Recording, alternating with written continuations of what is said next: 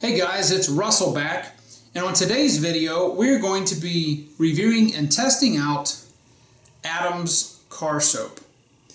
If you've been following the reviews I did on all the Chemical Guys car soaps, you probably have gotten tired of me referring back to how much I like the Adams products.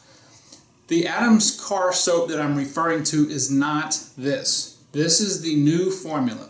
What I'm referring to is the old red formula that smelled like cherries. That formula was discontinued maybe a year and a half, 2 years ago.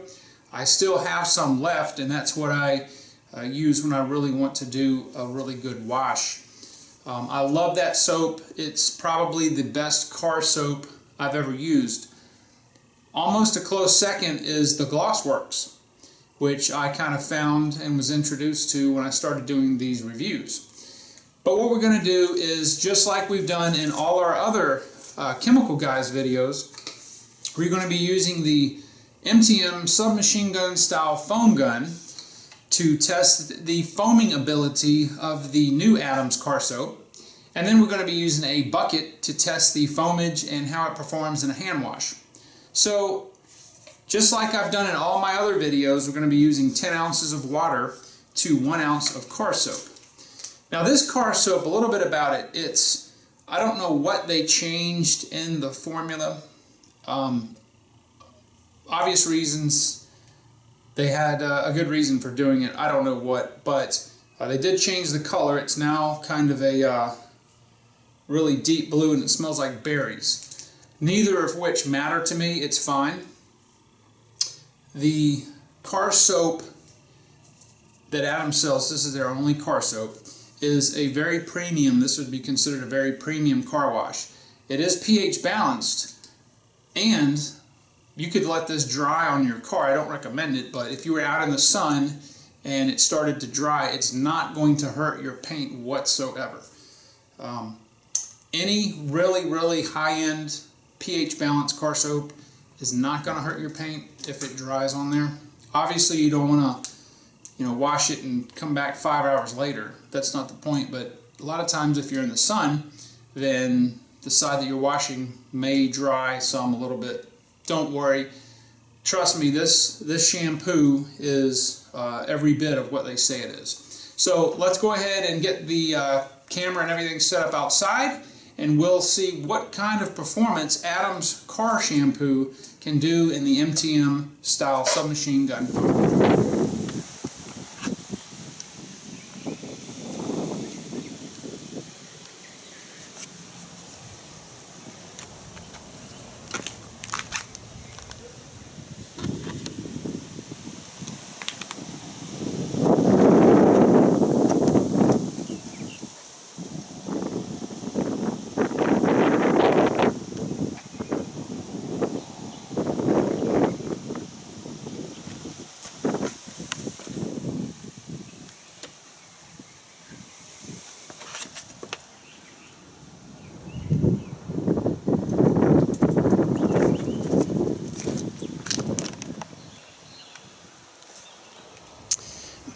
Alright, so I've got my solution here. I've got 1 ounce of Adams car soap and 10 ounces of warm water. And we'll see what kind of foamage we get out of the MTM submachine gun style foamer.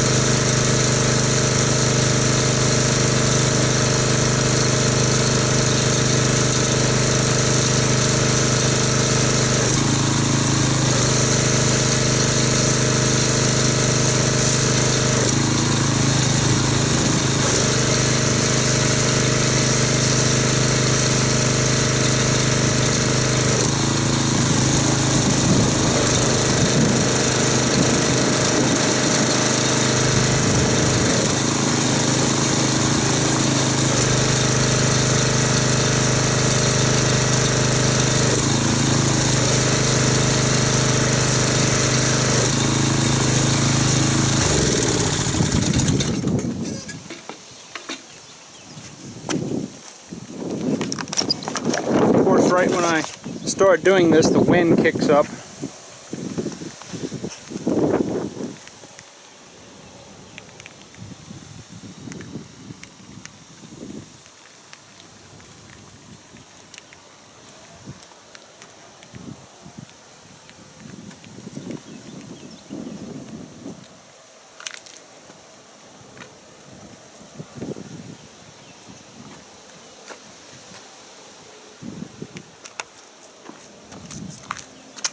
Now, as in some of our other tests, the foam structure of the Adams is a very tight closed cell foam structure. There are a few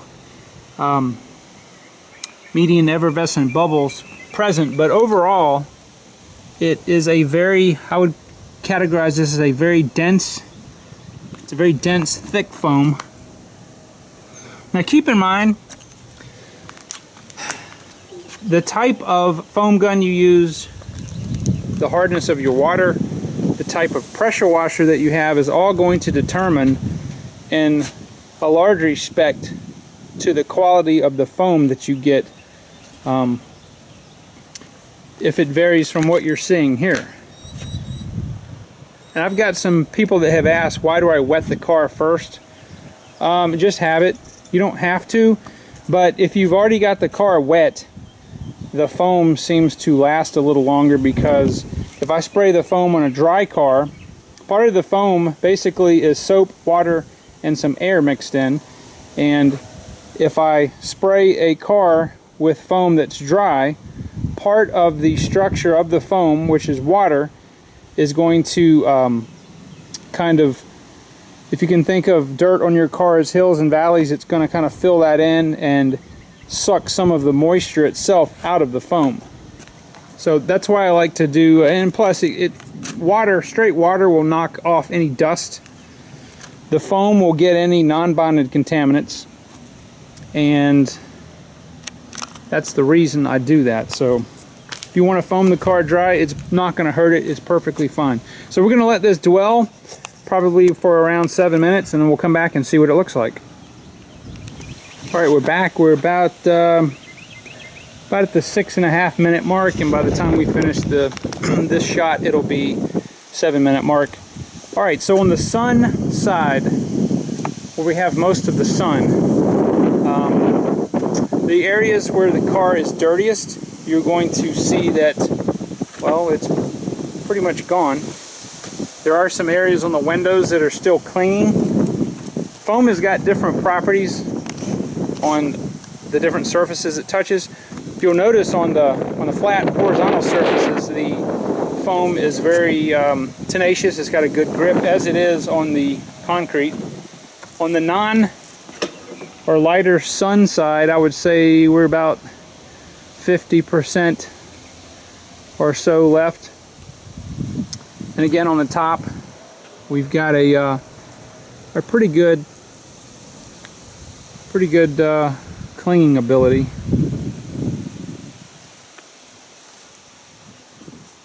So far, I would say this is maybe I don't know, middle of the road and a foam gun. All right, so let's see how this rinses, and if it rinses clear, and we'll be seeing if it took any of our sealant protection off.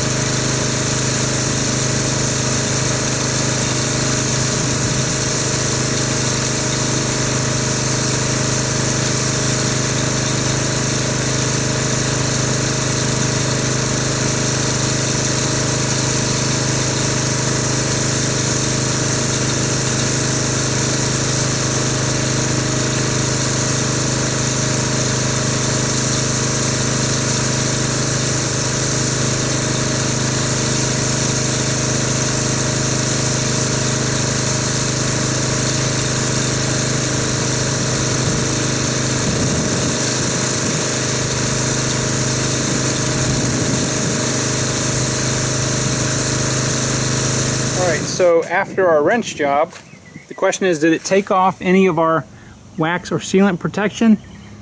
And I would say a resounding no. As we would expect from a higher end soap, all of the non-bonded contaminants appeared to be removed. The soap rinses clean, and it actually, this is one of the few soaps that have a nice fresh scent, not only when you're applying it, but when you are rinsing it also. But as one would expect, and as we've seen before, it does not remove the actual bonded contaminants. Those will be removed during the hand wash. I'm going to say that this Adams formulation of soap in a foam gun is a high end of the middle of the road. I don't think it's fantastic. I think it's better than average in a foam gun. It does a lot of things well. It rinsed cleanly. It did everything that you would expect it to do in a foam gun. The only problem, I think, is the foam doesn't last quite as long if you were allowing it to dwell more. And again, on the side that we have the sun, if the car was in complete shade, it would have lasted a little longer. But as we saw on this side that did not have the direct sun, it lasted a little longer. So I'm going to get the bucket set up, and we're going to see how this wash performs in a hand wash. Alright, so I've got my bucket of warm water set up. I'm going to be taking 1 ounce of the Adams car soap and putting it in the bucket, and we're going to see how it performs. Okay. Now the first thing you'll notice is this is probably the most intense smelling car soap I've ever used, even more than the Adams Red. It has an extremely strong berry scent. I would only say it's close to almost a drink. It's extremely thick, so it must be very concentrated.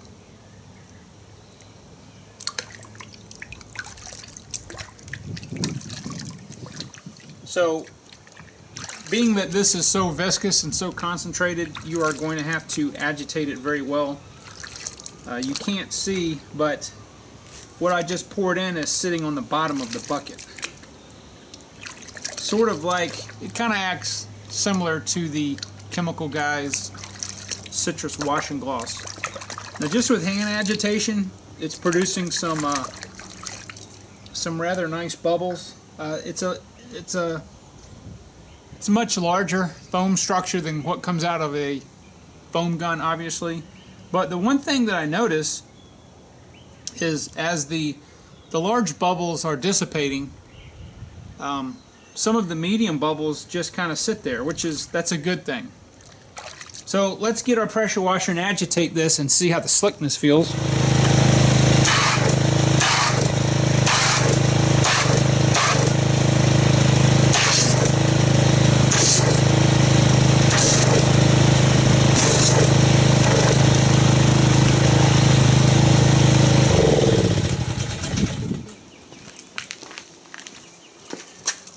Alright, kind of like the Citrus Wash and Gloss took, because this is so thick and it's sitting at the bottom, I had to give it a couple extra squirts. But the first thing that you notice is it produces a very, very dense, stable foam. Even the foam has that berry scent. So if you like berries, you'll probably like this shampoo. One thing that I'm not real thrilled about is, I would say there's only a mild slickness to the water. Not that real oily feel that you get, say, with the Wonder Wash, but it does have a mild slickness to it. Okay, so what I'm going to do is we're going to do the hand wash now, and I'm going to use multiple wash mitts. And the reason that I do this, and I'm not using the 2-bucket method, as I've explained before, is that if I use a wash mitt one side then the other side, and then discard it to be laundered, no dirty mitt ever touches this pristine water again. The only way that you can completely clean one of these, okay, despite what the big rage is right now, which is a 2-bucket wash method with grit guards, you cannot get all of the grit out of this by rubbing it on that guard a few times and wringing it out in the rinse water. It's just impossible. Part of the good thing about these wash mitts is that they hold and trap dirt, and the only way that you can really release that is putting it in a laundry machine. And I've shown that before in other videos where the pristine water still got grit and dirt in it. So if you want to minimize the swirls, use the method that I'm showing you. It's a 1-bucket method. You're going to use multiples of these. I think I have 5 or 6 different wash mitts, which gives me 12 sides if I'm going to use 6, which is plenty to do the car. That way you will never ever get a dirty mitt inside this water to transfer it back onto the paint. Enough talking, let's get to washing.